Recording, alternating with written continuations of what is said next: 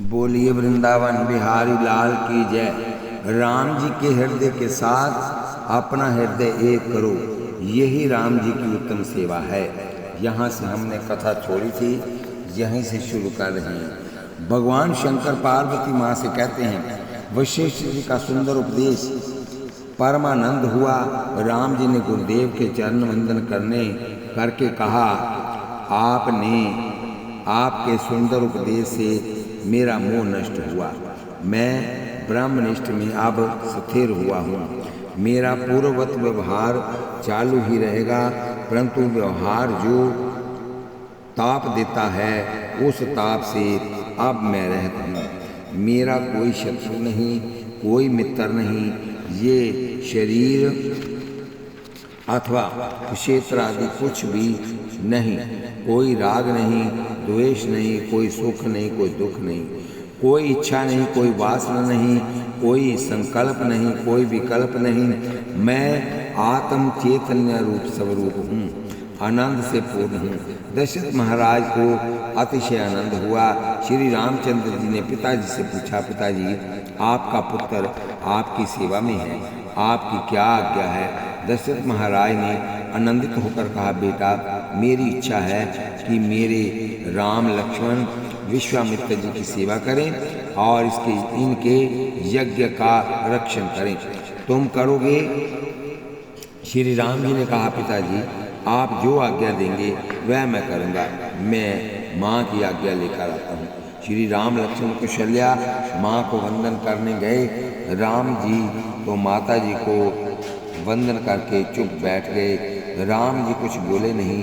लक्ष्मण जी ने कहा, माँ हमारे पिताजी हमको आज्ञा है, पिताजी की हमको आज्ञा है कि गुरुदेव की सेवा करो और उनके यज्ञ का रक्षण करो।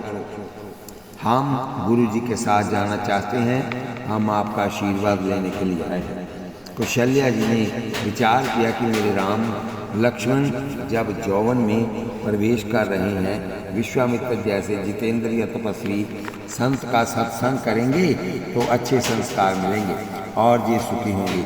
वृद्ध अवस्था में बहुत सत्संग की जरूरत नहीं, परंतु यौवन में उसकी बहुत जरूरत है। शरीर बिगड़े पीछे बहुतों को सावधानी आती है।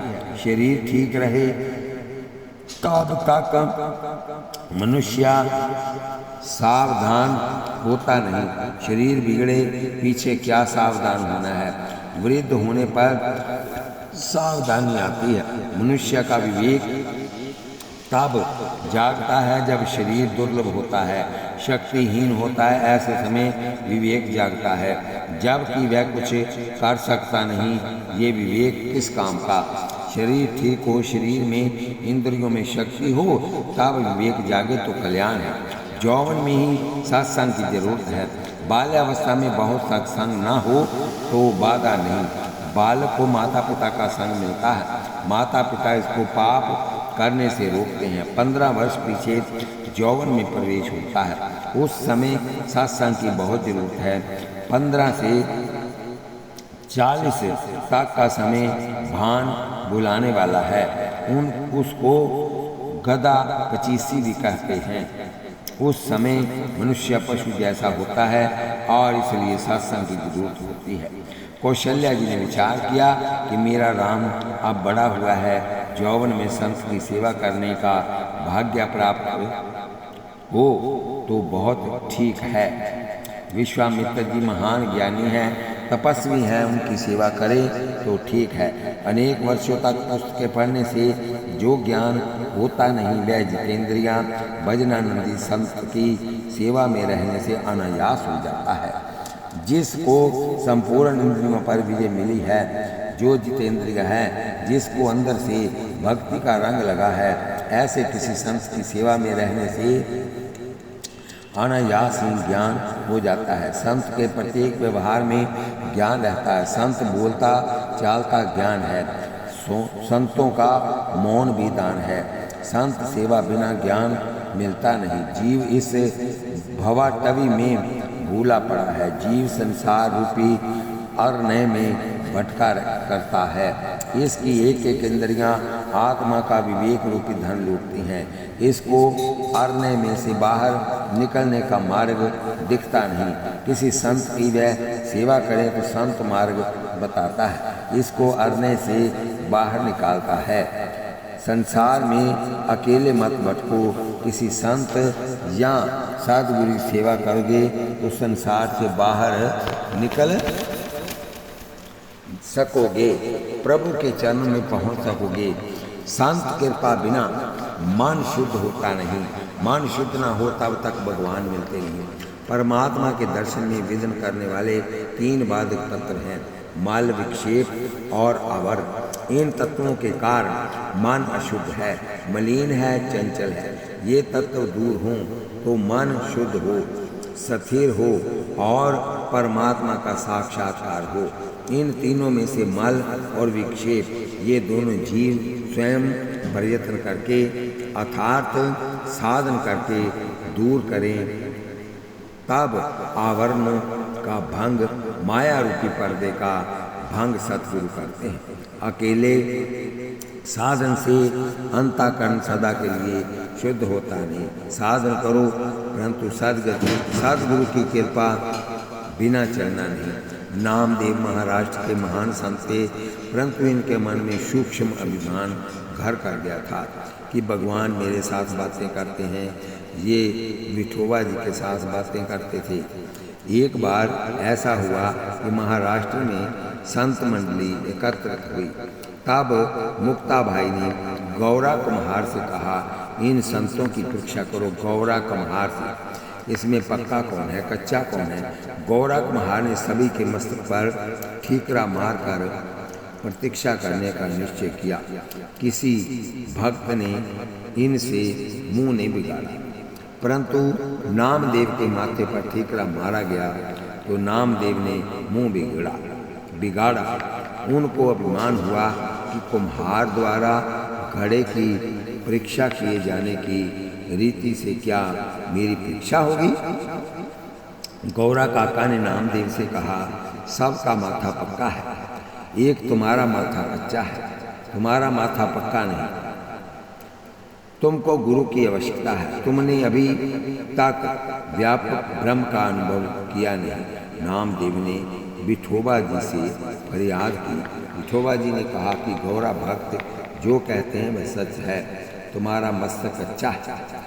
मंगल बेड़ा में मेरा एक भक्त विसोवा खेचर है, उसके पास तू जा, वह तुझे ज्ञान देगा। नामदेव जी विसोवा खेचर के पास गए। उस समय विसोवा शिव जी के मंदिर में थे। नामदेव महादेव जी के मंदिर में गए।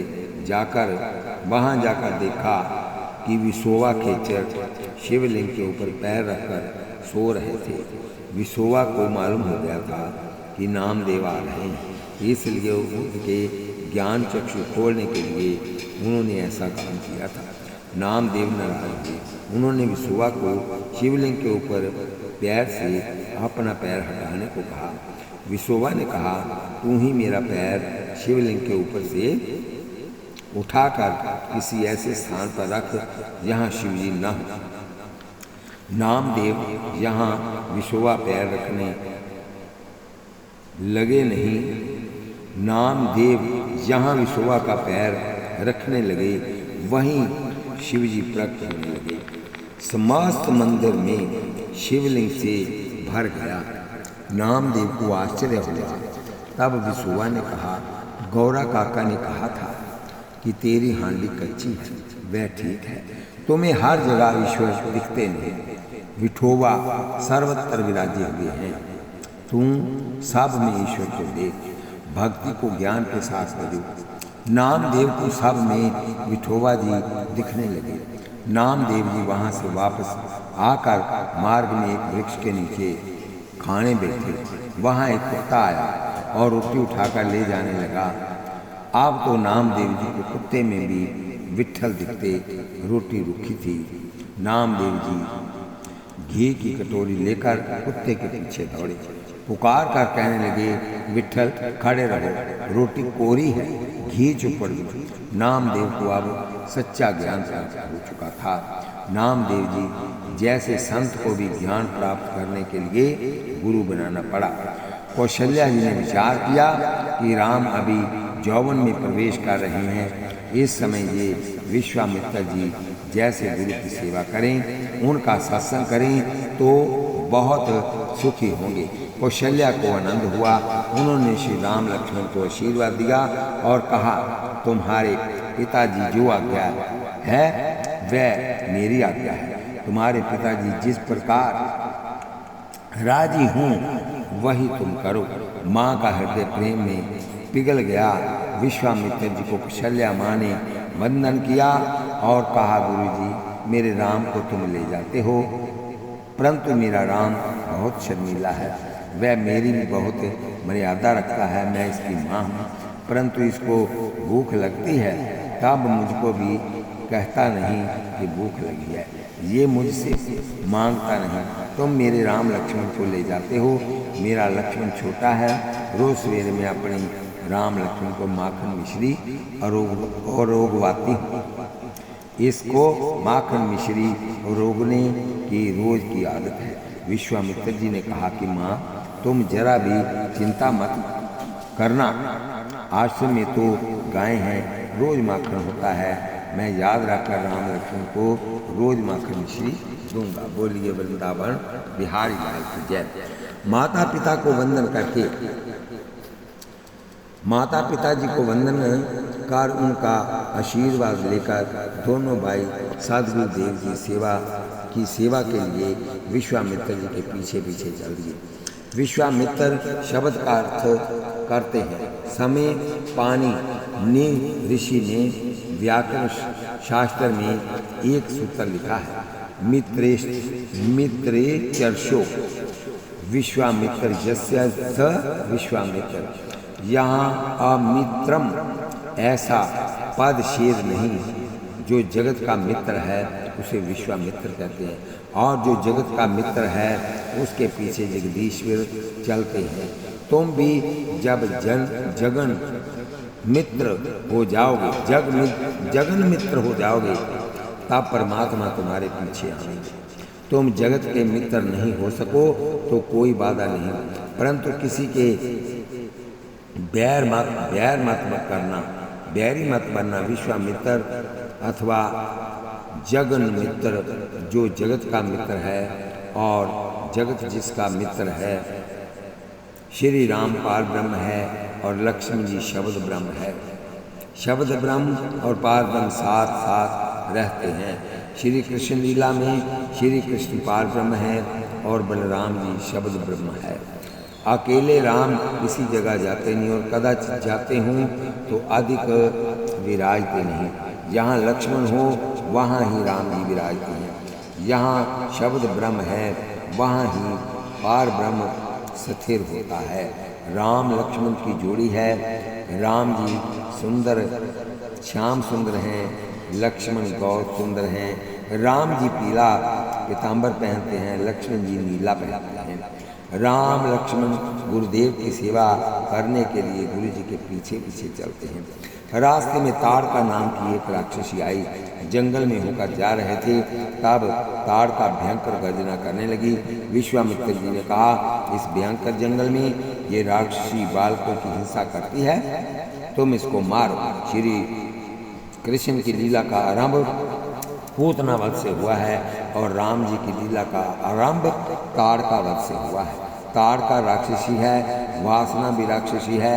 वासना ऐसी राक्षसी है कि इनको जितना प्राप्त होता जाता है उतना ही इसकी भूख बढ़ती जाती है। वह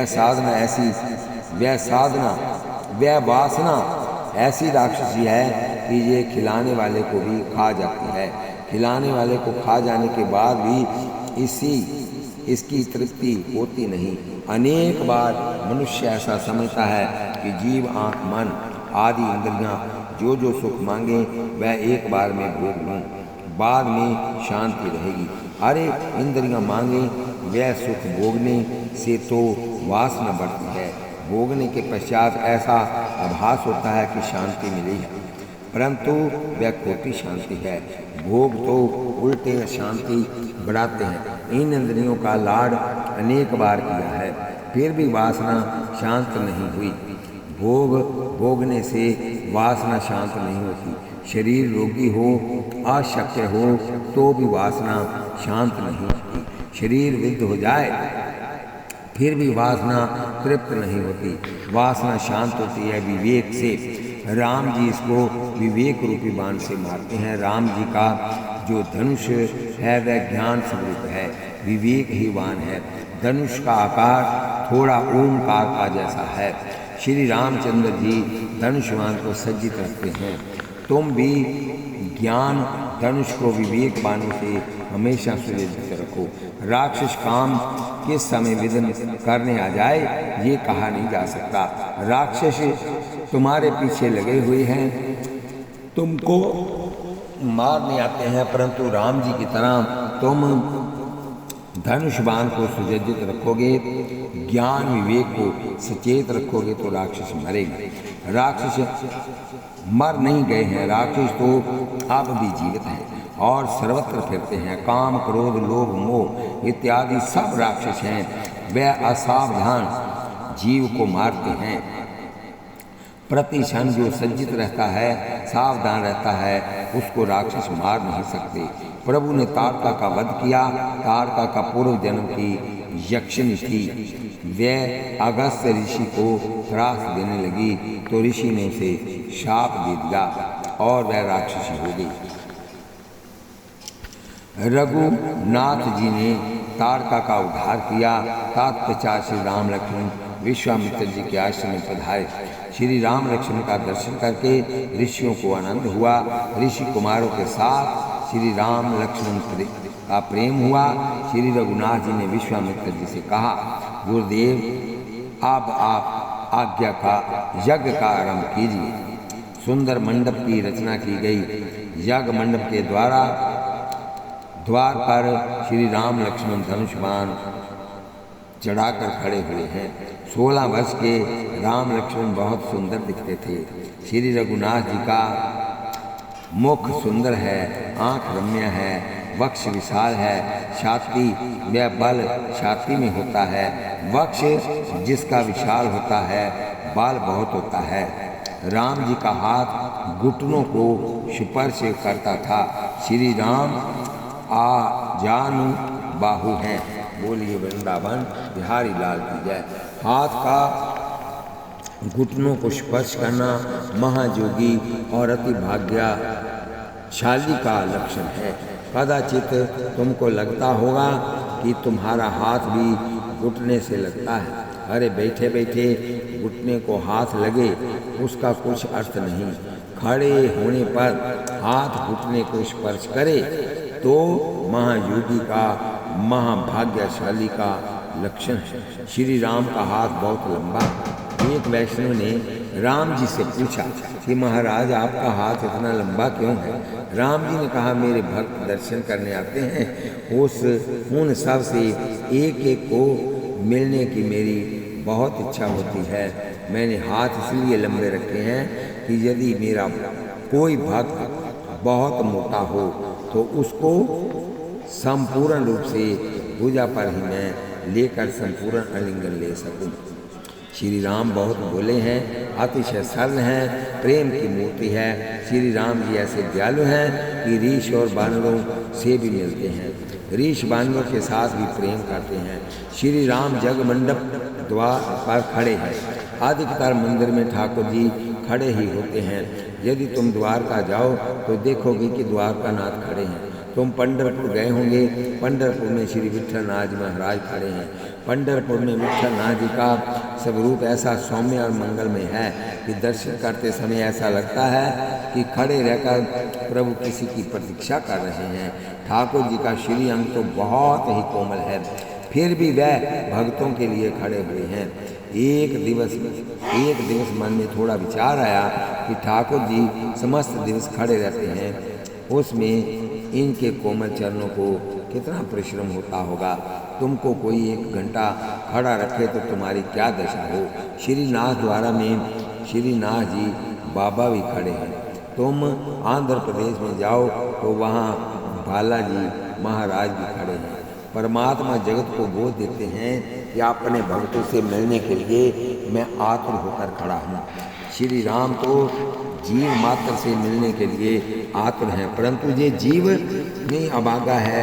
जीव को किसी दिन ऐसी इच्छा होती नहीं कि मुझे परमात्मा से मिलना है। इस शरीर के मिलने से सुख नहीं, अरे शरीर के मिलने से ही सुख होता तो मुर्दे के मिलने से क्यों सुख होता नहीं। मुर्दे के भी हाथ हैं, पग हैं, मुंह है, आँख है, सब ही है। दो शरीर के मिलने से सुख होता नहीं, परंतु दो प्राण एक होते हैं, इससे अनंत जैसा लगता है। जीव मिलते हैं, इससे सुख होता है। दो जीव मिलने से सुख होता है। हो तो जीव और ईश्वर मिले, तब जीव को कैसा आनंद होगा। ईश्वर में समस्त जीव सूक्ष्म रूप से रमते हैं। समस्त जीवों से एक साथ मिलने में कितना आनंद आवेगा। आत्मा परमात्मा का मिलन अर्थात परमानंद। मानव को मानव के साथ मिलन में कदाचित सुख हो, परंतु ये निश्चित है कि इस मिलन में 1000 गुना दुख भी है। जहाँ संयोग है वहाँ वियोग अवश्य होता है। संयोगा विप्रयोगान्तः, संयोग वियोग के लिए ही होता है। जगत में कोई स्त्री पुरुष के मिलन की इच्छा रखना नहीं, उसमें वियोग का दुख अवश्य है। परमात्मा के मिलने के बाद वियोग का दुख सहन करने को रहता नहीं। ईश्वर का संयोग नित्य है। जीव एक बार ईश्वर से मिले, परमात्मा इसको एक बार अपना बनाए, इसको छाती से लगाए। एक बार परमात्मा जीव को आलिंगन दे, उस पीछे जीव ईश्वर से कभी बिछड़ता नहीं। नदी समुद्र में जाकर मिलती है, उस पीछे समुद्र से वह अलग रह सकती नहीं। इसका नाम रूप भी समुद्र में मिल जाता है। समुद्र में मिले पीछे समुद्र भी नदी को स्वयं के रूप से अलग कर सकता नहीं। मन से बारंबार ऐसा संकल्प करो कि मुझे अब परमात्मा से मिलना है। परमात्मा तो जीव मात्र को मिलने के लिए आकर होकर खड़े हैं। परमात्मा की ऐसी इच्छा है कि जीव मेरा अंश है, ये मेरा है, फिर भी माया के कारण संसार में फंसा है, जगत का बन गया है, मुझको भूल गया है। परंतु मैं अपने अंश स्वरूप सब जीव से मिलने के लिए आतुर हूँ। ऐसा कौन बाप है जिसे पुत्र के मिलने की इच्छा ना हो। भगवान सबके पिता हैं, सबको दर्शन देने मिलने को तैयार है। जीव मात्र पर परमात्मा प्रेम की वर्षा बरसाते हैं, परंतु जीव दुष्ट है, ये प्रभु के साथ प्रेम करता नहीं, संसार के विषय दुख देते हैं, फिर भी इसको मीठे लगते हैं। जीव उसका ही चिंतन करता रहता है। इसकी ऐसी इच्छा होती नहीं कि मुझे परमात्मा के प्रत्यक्ष दर्शन करने हैं, मुझे प्रभु का आलिंगन प्राप्त करना है, अपने भगवान के साथ मुझे अब एक होना है। श्री राम लक्ष्मण धनुष बाण सजाकर खड़े हैं। विश्वामित्र जी यज्ञ करते हैं, अग्नि में आहुति देते हैं। विश्वामित्र जी आहुति अग्नि में देते हैं, परंतु इनकी दृष्टि द्वार पर विराजे हुए परमात्मा में है, श्री राम लक्ष्मण में है। लक्ष्मण जी को ये रुचिकर नहीं लगा। लक्ष्मण जी ने राम जी से कहा, बड़े भाई ये बूढ़ा किस कारण हमें देख रहा है, बोलिए बांके बिहारी लाल की जय। श्री राम जी ने कहा, लक्ष्मण इनको बूढ़ा मत कहो, ये अपने गुरु जी हैं। लक्ष्मण ने कहा, अच्छा गुरु जी हमें एकटक नजर रख कर देखते हैं, ये इस प्रकार क्यों देख रहे हैं, इसके मन में क्या है, इनके मन में क्या है, इसकी बात ही इसकी खबर ही पड़ती नहीं। साधारणता ऐसा नियम है कि यज्ञ करते समय ब्राह्मण की नज़र अग्नि में ही होनी चाहिए। अग्नि परमात्मा का मुख है, अग्नि द्वारा भगवान आरोपते हैं। घर में तुम ठाकुर जी को भोग दो, परंतु अग्नि में आहुति ना दो, तब तक प्रभु तृप्त होते नहीं। अग्नि में आहुति देनी ही चाहिए। शास्त्र में लिखा है कि घर में कोई रसोई हो तो उस कारण से अनेक जीवों की हिंसा भी होती है। रसोई बनाने में अनेक जीव मरते हैं और वह हिंसा का पाप अन्न में भी आ जाता है। अन्न द्वारा ये पाप खाने वाले के माथे आता है। अन्न से मन न बिगड़े, इसलिए अन्न को शुद्ध करना बहुत जरूरी है। अन्न को शुद्ध करने के लिए अग्नि में आहुति दी जाती है। गृहस्थ के घर में 5 महायज्ञ होना ही चाहिए। देव यज्ञ, ऋषि यज्ञ, पितृ यज्ञ, मनुष्य यज्ञ और भूत यज्ञ, ये 5 महायज्ञ कहे गए हैं। देवता वर्षा आदि देते हैं, इसलिए उनको आहुति देनी आवश्यक है। कर्ण, इंद्र, वरुण आदि अग्नि आदि देवताओं को आहुति देना, उनका पूजन करना देव यज्ञ कहा जाता है। उपनिषद, महाकाव्य, इतिहास, पुराण आदि अमूल्य ज्ञान का उत्तराधिकारी हमें ऋषियों ने दिया है। ऋषियों के हमारे ऊपर अनंत उपकार है। प्राचीन काल में गृहस्थ प्रथम अरण्य में जाकर ऋषियों को जिमाता और तब पीछे ही स्वयं भोजन करता है। ये ऋषि यज्ञ कहलाता है। हमारे ऊपर पूर्वजों का बड़ा ऋण है। ये शरीर पितृईश्वरों का आभारी है और इसी से रोज पितृ श्राद्ध करना गृहस्थ का धर्म है। इसको पितृयज्ञ कहते हैं। भूखे मनुष्य को भोजन देने को मानव यज्ञ कहते हैं। आंगन में कोई गरीब आवे, कोई भिखारी आवे, कोई साधु ब्राह्मण आवे, आस पास पड़ोस में कोई भूखा हो, उन सबको जिमाकर जीवना गृहस्थ का धर्म होता है। इस जगत के प्रत्येक प्राणी के प्रति मनुष्य का कुछ कर्म धर्म है। पशु पक्षी आदि मूक ऋषियों को अन्न से तृप्त करने से को भूत यज्ञ कहते हैं। आकाश, तेज, जल, वायु और पृथ्वी, ये 5 महाभूत कहलाते हैं। प्रत्येक के एक एक अधिष्ठाता देव हैं। इन देवों का पूजन करना, उनको आहुति देने को भी भूत यज्ञ कहा जाता है। प्रत्येक गृहस्थ को ये यज्ञ रोज करने ही चाहिए। कितने ही लोग ठाकुर जी को थाल तो धरते हैं, परंतु अग्नि में आहुति देते नहीं। कथा सुनने के पीछे रोज अग्नि में आहुति दो। कदाचित तुमको ऐसा लगता होगा कि महाराज तुम कहते हो, परंतु हमको कोई मंत्र आता नहीं। तुमको हरे राम हरे कृष्ण बोलना तो आता है ना। वह बोलो, भात में थोड़ा घी डालो, घी युक्त भात करके अग्नि देव को जिमाओ। अग्नि की ज्वाला ठाकुर जी की जीभ है। जैसे माँ बहुत प्रेम से बालक के मुख में ग्रास देती है, वैसे ही तुम भी प्रेम से ऐसी भावना रखो कि मैं अपने ठाकुर जी के मुख में देता हूँ।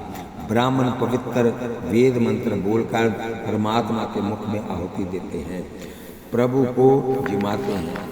समार्थ वैश्व देव को अग्नि देव को आहुति देने के पीछे भगवान को भोग धरते हैं। समार्थ लोग ऐसा मानते हैं कि अग्नि में आहुति देने से ही अन्न शुद्ध होता है और अन्न शुद्ध हो जावे तभी परमात्मा को अर्पण करना चाहिए। अशुद्ध अन्न भगवान को क्यों अर्पण हो। वैष्णवों की ऐसी भावना होती है कि ठाकुर जी ना रुकेंगे तब तक अग्निदेव भोजन करते नहीं। इससे वैष्णव प्रथम भगवान को भोग धरते हैं और पीछे अग्नि में आहुति देते हैं। 2 में से कोई भी सिद्धांत अपनाओ। भगवान को भोग घर के अग्नि में आहुति दो अथवा प्रथम अग्नि में आहुति देकर पीछे भगवान को भोग धरो। दोनों सिद्धांतों में अग्नि उपासना आवश्यक है। अग्नि और सूर्य ये 2 देव प्रत्यक्ष हैं। अरे पेट में भी अग्नि है, इसलिए मानव जीवित रहता है। पेट में रहने वाले अग्निदेव शांत हों तो पीछे अच्युतम केशवम हो जाता है, मरण हो जाता है। अग्नि के आधार से जो रसोई हुई उसमें से अग्नि में आहुति दिए बिना जो खाता है वह पाप खाता है। जो परमात्मा को भोग धरता नहीं, अग्नि में आहुति देता नहीं और स्वयं खा लेता है, वह अन्न खाता नहीं, पाप खाता है। केवल स्वयं के लिए ही रांध कर खाता है, वह पाप खाता है। जब अग्नि में आहुति दो तब भगवान का स्मरण करो और ऐसा भाव रखो कि मैं ठाकुर जी को जिमाता हूँ। फिर वह अन्न नहीं रहता, अमृत बन जाता है। बोलिए वृंदावन बिहारी लाल की जय। खाना पाप नहीं है, परंतु भगवान को अर्पण किए बिना खाना पाप है। भगवान को नैवेद्य ग्रहण कराने के बिना खाना नहीं, नारायण का ही है, नारायण को ही अर्पण करना है। प्रेम से अर्पण करोगे तो भगवान प्रसन्न होंगे। ईश्वर को तो कोई अपेक्षा नहीं, वह तो स्वयं आनंद स्वरूप हैं। ठाकुर जी को ऐसी इच्छा नहीं कि वैष्णव मुझे भोग लगावे। ठाकुर जी पूर्ण निष्काम है। भगवान तो भक्तों को राजी करने के लिए रोकते हैं। भगवान के घर क्या कमी है, ये सब कुछ उनका ही दिया हुआ है। भगवान को भोग न दरो, उससे भगवान भूखे रहने वाले हैं। परंतु तुमको किसी भी दिन भूखे रहने का प्रसंग आ जाएगा, इस जन्म में नहीं तो अगले जन्म में। भगवान को भूख लगती ही नहीं। भगवान तो तुम्हारे भाव को देखते हैं। अपने शरीर से प्रेम रखते हो, उससे विशेष प्रेम भगवान में रखो। घर में कोई जीमने वाला न हो तो भी भगवान के लिए रसोई बनाओ।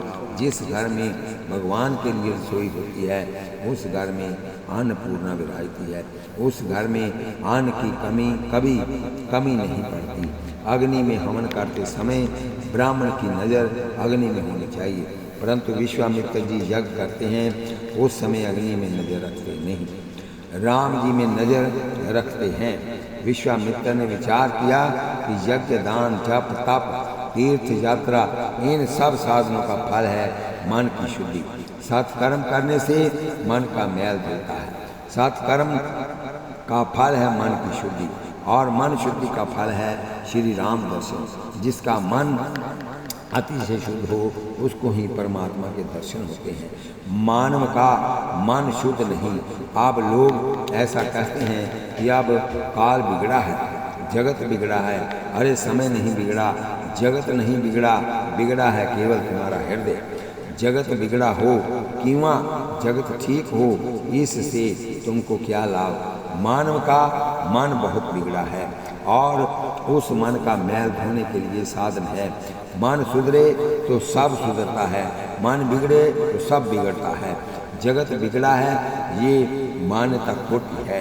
अपना मन बिगड़ा है। जगत के पाप की अपेक्षा इस मन में बहुत पाप भरे हैं। मन में रावण भरा है। मन बिना कारण पार धन पार स्त्री का चिंतन करता है। पार धन पार स्त्री का चिंतन करने से मन का अधापतन होता है। मन बहुत अशुद्ध होता है। मन अशुद्ध होने के कारण जगत बिगड़ता है, ऐसा लगता है। इस जगत में ज्ञानी और अज्ञानी दोनों रहते हैं। अज्ञानी को जगत बिगड़ा हुआ और दुख रूप लगता है, ज्ञानी को जगत आनंद में लगता है।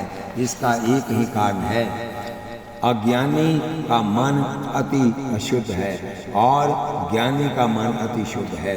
मन को काम, क्रोध, लोभ आदि विकार अशुद्ध करते हैं। जब तक मन में विकार वासना है, तब तक मन अशुद्ध है।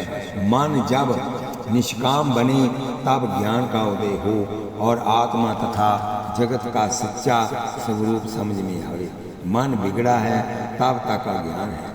बिगड़े मन को शुद्ध करने के लिए सत्कर्म करने हैं। सत्कर्म से मन शुद्धि से ईश्वर दर्शन। विश्वामित्र जी जानते हैं कि सत्कर्म का, यज्ञ का जो फल है, वह ही परमात्मा तो प्रत्यक्ष मेरे द्वारे विराजे हैं, और मैं इस यज्ञ में उनकी प्राप्ति के लिए ही बैठ रहा हूँ। इसी से विश्वामित्र जी यज्ञ करते हैं, तब नज़र श्री राम में रखते हैं। तुम कोई भी काम करो, तब ठाकुर जी में नज़र रखकर करोगे तो वह सफल होगा। आप भगवान को अपनी आँखों से विलग मत होने दो। ठाकुर जी को घर में पधरावें, सिंहासन पर पधरावें, वह तो साधारण वैष्णव है। ठाकुर जी को आँख में पधरावें, वह सच्चा वैष्णव है। कितने ही लोगों की आंखों में तिजोरी ही होती है, तिजोरी में ही नज़र रखकर वह समस्त काम करते हैं। पैसे में तो तुम नज़र रखते हो, परंतु भगवान में नज़र रखना सीखो। बोलिए वृंदावन बिहारी लाल की जय। भगवान में नज़र रखकर किया हुआ सत्कर्म ही सफल होता है। इस कथा को हम यहीं विश्राम देते हैं, आगे फिर कथा होगी। आधे घंटे की कथा है। कथा सुनते वक्त आप माला हाथ में लेकर नाम जप करें और कानों से कथा सुनी। आपको एक पल भी नहीं लगेगा सब्सक्राइब करने में। इसमें हमारा कुछ ना कुछ भला हो ही जाता है। आपसे